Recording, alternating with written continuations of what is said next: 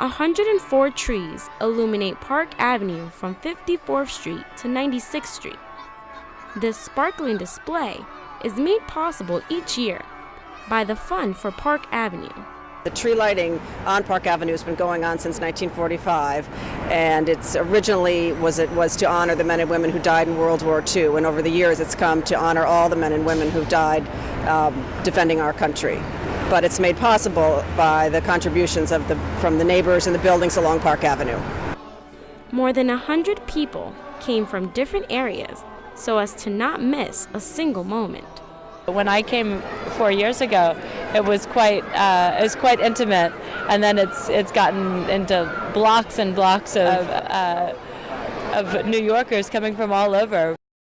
Life is now more precious for teenage Latinas living in Williamsburg as they participated at a Zumba-thon benefit Sunday afternoon at Community Life's Life is Precious Center, a Latina suicide prevention program located in Brooklyn. With admission costing $25 per person, the Zumba-thon benefit raised funds for over 100 girls in the program. So far, the program has been proven to be very effective, according to the program coordinator, Beatriz Coronel.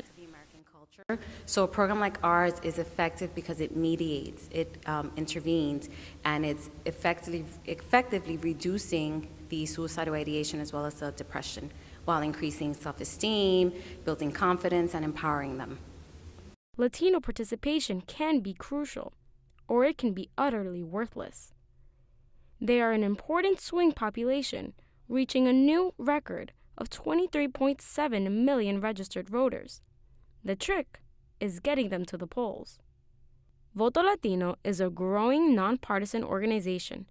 It reaches an estimated 55 million Latino households nationwide to help them to register to vote. Actress and co-founder Rosario Dawson. We are nonpartisan, and we're letting people know your voice is important and it matters, and not only if you check this box. I think that's what makes the Latino vote so interesting, is that it's very issue-oriented and they're not a monolithic voting bloc. The Brownsville housing projects in Brooklyn are one of the poorest areas in New York City, with the highest violent crime rates. Brownsville is the second most stopped and frisked neighborhood, where over 30,000 stop and frisk reports have been made. They thought I looked like somebody, so they stopped me and checked my bags and everything. And I was wondering why. They just said I looked like somebody, that's it. Last year, the NYPD stopped teenagers more than 140,000 times. The vast majority of them were African American and Latino males. The number of stops has continued to increase each year, which has raised concern for lawmakers and lawyers who are now bringing cases to court.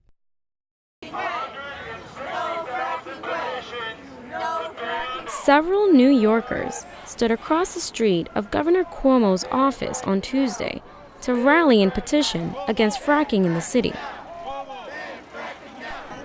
The fear of their water being contaminated is one of the major concerns residents have. Towns that have had fracking done in them already, in Pennsylvania, where the gas has seeped into the water table, are able to light their tap water on fire. Activist organizations like Credo Action continue to make efforts to ban the drilling. We just delivered over 160,000 petitions to Governor Cuomo demanding that he ban fracking. The next step is in Governor Cuomo's hands. He's ordering the Department of Health to study the health impacts of fracking before taking further action.